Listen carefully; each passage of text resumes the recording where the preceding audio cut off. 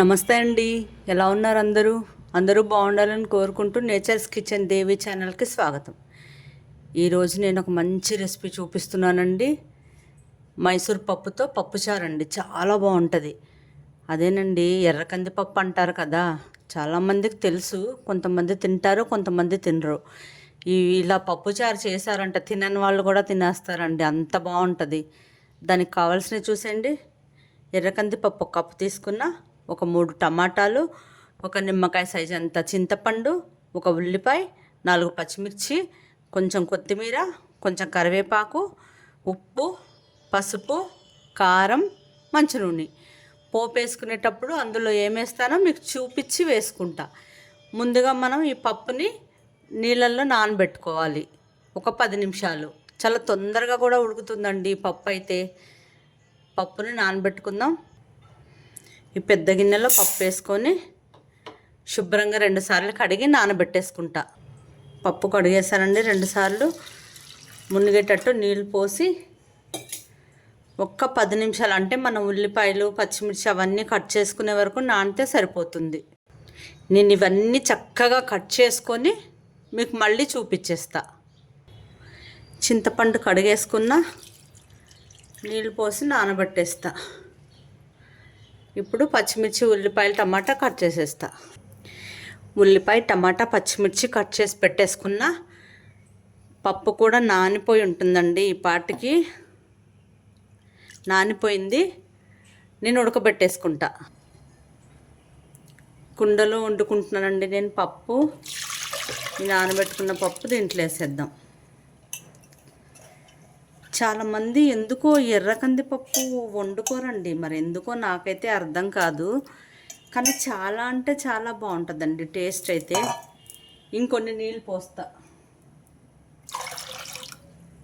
చాలా తొందరగా కూడా ఉడికిపోతుంది. ఈ కందిపప్పుతో, ఈ ఎర్ర కందిపప్పుతో ఎన్ని రకాల వంటలైనా చేసుకోవచ్చండి. ఎలా చేసినా టేస్టే ఉంటుంది. స్టవ్ ముట్టిచ్చేస్తా అండి. ఈ కందిపప్పుతో మనకి గ్యాస్ ప్రాబ్లమ్స్ అలా ఇలా అంటారు. దీంతో అలా కూడా ఉండదండి, ఆ ప్రాబ్లం కూడా రాదు. ఇది ఎలా అయినా తినేసేయచ్చు. మూత పెట్టేస్తానండి. చాలా తొందరగా, అంటే తొందరగా ఉడికిపోద్ది. పెసరపప్పు కన్నా కూడా తొందరగా ఉడుకుతుంది. పప్పు ఎంతవరకు వచ్చిందో చూద్దాం. చూడండి, ఉడుకు పట్టింది. కుండ కదా ఇది, తొందరగా వేడికి పొంగిపోద్ది. నేను స్టవ్ మీడియంలోకి మార్చుకున్నా. ఇప్పుడు ఈ పైన వచ్చే నురగంతా తీసేద్దాం. ఈ పైన నురగంతా తీసేస్తే మనకు పప్పు పొంగకుండా ఉంటుంది.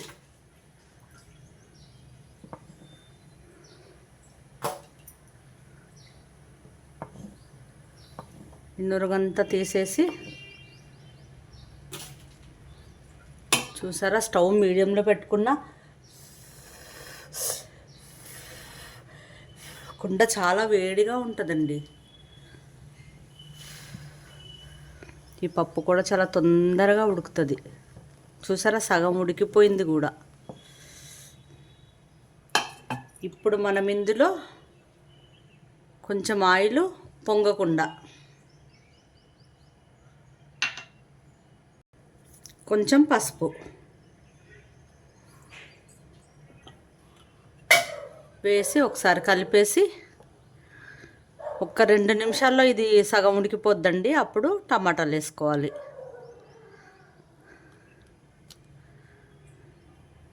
ఒక 2 నిమిషాలు మూత పెట్టేసుకుంటా. అది కొంచెం ఉడకంగానే టమాటాలు వేస్తా. పప్పు ఎంతవరకు వచ్చిందో చూద్దాం.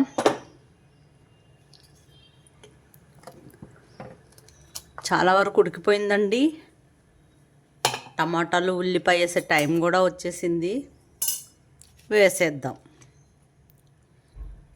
ఉల్లిపాయలు, టమాటా, పచ్చిమిర్చి. ఆ పప్పు కన్నా ఈ టమాటాలు ఉడకడానికి టైం ఎక్కువ పడుతుందండి. అంత తేలిగ్గా ఉడికిపోద్ది పప్పు. కారం ఒక చిన్న స్పూన్ వేసా. ఒక స్పూన్ ఉన్నారనుకోండి, ఇది చాలా చిన్న స్పూను. కొంచెం ఉప్పు వేసుకుంటా. టమాటాలు కొంచెం తొందరగా ఉడికిపోతాయి. ఒకసారి చక్కగా కలిపేసి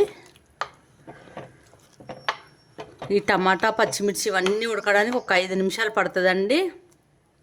ఒక 5 నిమిషాలు మూత పెట్టేసి ఆ తర్వాత వచ్చి మీకు చూపిస్తా. పప్పు టమాటా వేసుకుని 4-5 నిమిషాలు అయిపోయిందండి. ఒకసారి కలిపి చూద్దాం. చెప్పానా టమాటా కన్నా పప్పే ముందు ఉడుకుతుందని. 5 నిమిషాలైనా టమాటా ఇంకా ఉడకలేదండి. ఇంకా కొంచెం ఉడకాలి. మరో 2 నిమిషాలు మూత పెట్టేసుకుందాం.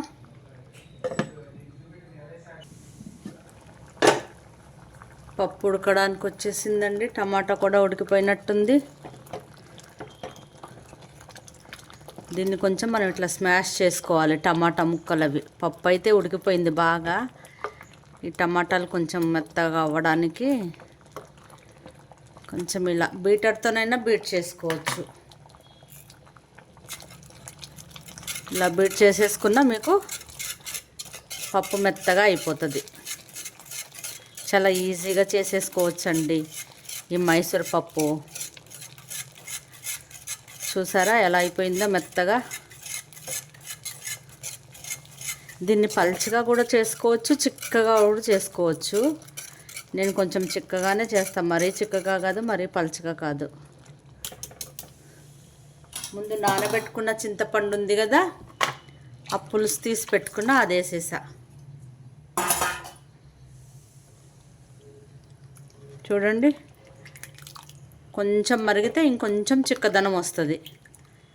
ఇందాక ఉప్పు కొంచెం వేసుకున్నా కదా, ఇప్పుడు కొంచెం వేసుకుంటా. ఇందాక చాలా కొద్దిగా వేసా, ఇప్పుడు గల్లుప్పు వేస్తున్నా. గల్లుప్పు వేసేసి ఒకసారి కలిపేద్దాం. కలిపేసుకున్నా. ఒక ఉల్లిపాయని పొడుగ్గా కట్ చేసి పెట్టుకున్నా, అది వేసేసుకున్నా.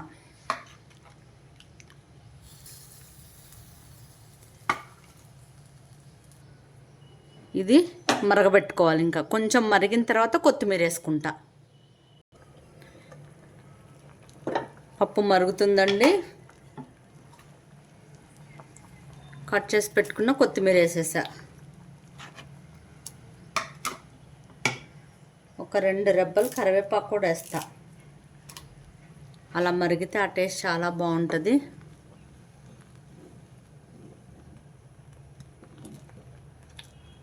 మనం వేసిన ఉల్లిపాయలు కూడా చక్కగా ఉడికిపోయినాయి.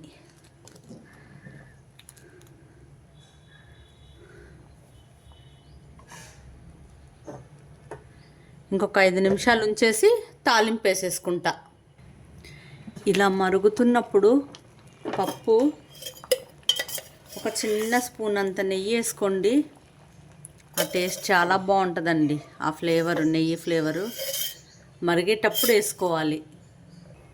పప్పు బాగా మరిగిపోయిందండి. ఇప్పుడు తాలింపు వేసేస్తా దీనికి. చూడండి, పొయ్యి మీద నుంచి దింపేసినా కానీ పొయ్యి మీద హైలో పెడితే ఎలా మరుగుద్దో అలా మరుగుతుంది. ఇలాగే ఒక 5 మినిట్స్ మరుగుతూనే ఉంటుందండి. ఈలోగా తాలింపు వేసేద్దాం. వచ్చేయండి. స్టవ్ మీద ప్యాన్ పెట్టేసా, పోపుకు ఆయిల్ వేసేసా. అది కొంచెం వేడవ్వాలి. ఆయిల్ వేడైంది. ఆవాలు,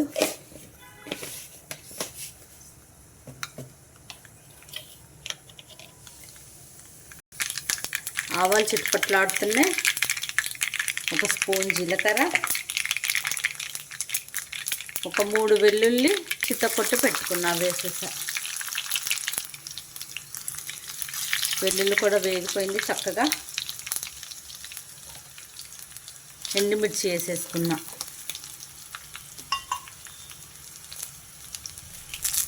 ఎండుమిర్చి కూడా వేగిపోయింది. కరివేపాకు,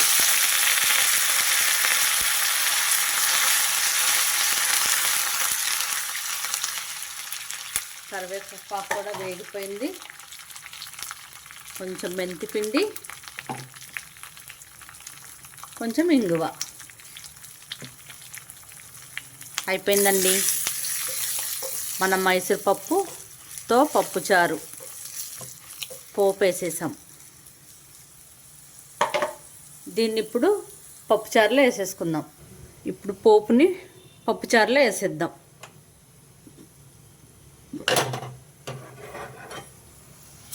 వేసి మూత పెట్టేయండి. వెంటనే ఆ వాసన అంతా తాలింపు వాసన పప్పుచారుకి పట్టేసి సూపర్ టేస్ట్ వచ్చేస్తుందండి. ఒక్క నిమిషం అలా ఉంచేసి మూత తీసుకొని చూసారా, టేస్టీ పప్పుచారు రెడీ అయిపోయిందండి మైసూర్ పప్పుతో. చాలా టేస్ట్ ఉంటుందండి. ఒక్కసారి వండుకొని చూడండి, మీరు ఆ టేస్ట్ ఏంటో మీకే అర్థమవుతుంది. చాలా అంటే చాలా బాగుంటుందండి. నేను కొంచెం ఉప్పు చూసుకుంటా. నేను ఇంతవరకు ఉప్పు కారం చూడలేదు దీన్ని.